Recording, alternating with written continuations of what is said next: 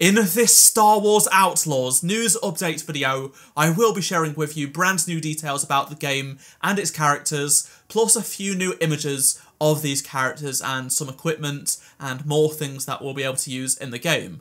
Before we do take a look at all of these details though, make sure you do subscribe to this channel so you won't miss any future Star Wars Outlaws news update videos. So late last night, Ubisoft kindly uploaded a fan kit folder to the website for Star Wars Outlaws. Included in this folder was a bunch of assets such as concept art, screenshots, logos, things like that at the highest quality. The most interesting part of this download though is the visual character guide, which is mostly to help cosplayers because it focuses on the three main characters in the game, Kay, Nix and ND5. This is really going to help people craft their own costumes based on these characters, but also it reveals more information and shows off new looks at these characters, so let's just get straight into this awesome visual guide. Thank you to Ubisoft for putting this together because it's great. The first section is to do with Kay Vess and Nix, and we get this new image of the pair together. Then we have a quote for Kay, and it says, "Kay Vess is a thief from Canto Bight's worker district." So this confirms Kay is from Canto Bight, a part of Canto Bight, the workers district, which is the same location as seen in The Last Jedi on the planet Cantonica. This is really interesting to me and pretty awesome, and I really like that we now know where she is from exactly. And based on what we've heard here, as well as what we saw in the reveal trailer for this game, we are probably going to be able to play in Canto Bight at some point. We can see here that she's got this jacket, linen shirt, a pouch, holster, blaster, pants, shoes, and Nix, of course. We get even more finer details of Kay, so we can see that she has a broken nose, and there is this constellation tattoo, which they actually show it off in full because it's mostly obscured by her shirt and jacket, but that's what her tattoo is right here. Another thing that we get another look at is her Nix tattoo. So this is on her inner wrist, and I didn't notice this at all, but I recognise the design. This is the design that they put on the hats given out to developers. So the developers got a bunch of merchandise during San Diego Comic-Con, and this is what was on the hat, so that is pretty cool. We get a side and rear shot of Kay's head, and it actually reveals that her hairpin is a data spike. We get a full look of the asset of the data spike, and it says Kay's hairpin is partially made from a stick dice, so each side has a slightly different marking. And we get another look at the data spike. There is this rotating dial at the top, and then we can see the 4 different sides and the different markings, which is really nice of them to provide these. And it's pretty interesting. I've not seen these designs before, these markings, so if anyone else has, comment them down below. Here is a close look at her jacket.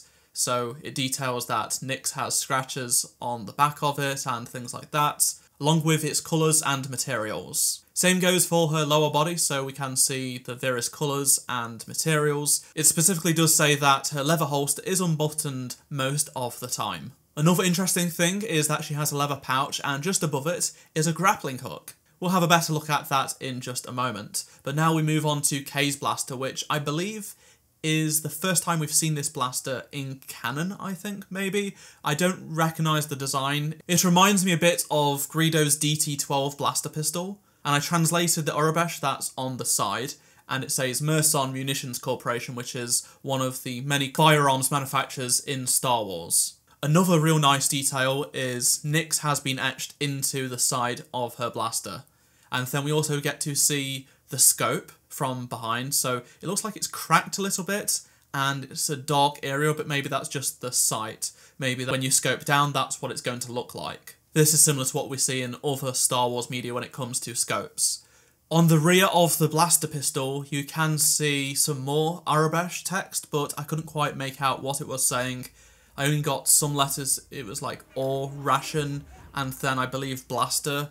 So I don't quite know what it fully means because it is like scuffed off. It's showing a lot of wear and tear, but I thought I'd mention that anyway. There is also this other view of the blaster as well, so we get a good look at what it looks like from all different angles. Then we have high resolution images of her equipment, so this is the comm link that she has on her wrist, along with the grappling hook as well. I love grappling hooks in games, so I'm very excited to be able to use this. We do partially see this in use during the gameplay demo that Ubisoft did release. Then there is the back to vial, which I guess is going to be how she heals up in the game. And there is also blaster modules as well. We get a better look at what they look like. These are going to be the things that you're going to be able to customize with your blaster to change up what it does. Here is a close-up of Nyx with some extra details, and the quote reads that Nyx's background and home planet are unknown, so that's a bit mysterious. And now we can move on to ND5, the commando droid that will be Kay's partner in crime. We get this new image of him and then a quote saying, "A weathered BX commando droid turned Syndicate enforcer after the end of the Clone Wars. ND5 wears a trench coat, hiding scars from battles in his past." And we can see various body parts here. He's got the blaster, holster, leather belt, damage, coat, and more damage as well. Then we get a spin around of him from all angles, showing off the various parts of his outfit and his colours. We get some close-up at the wires that are hanging out of his arm, as well as the blaster shots that hit him in the chest. Here is a close-up of his holster and belt. And that blaster is a DL-18, one of my favourite blasters in Star Wars. And you can see that it's actually quite different to ones we've seen before. The handle is different, it's a lighter wood. So this adds some more character to this design, and I am looking forward to seeing if there is any background behind this. Which were your favourite details from this new visual guide? Let me know down in the comment section below. And remember, if you did enjoy this video, please do drop a like to help support the channel, and subscribe so you don't miss any future Star Wars Outlaws videos, and I will be having a big one coming very soon. If you missed any of my previous videos, do click on the playlist on screen right now, and I shall see you in my next video. Goodbye.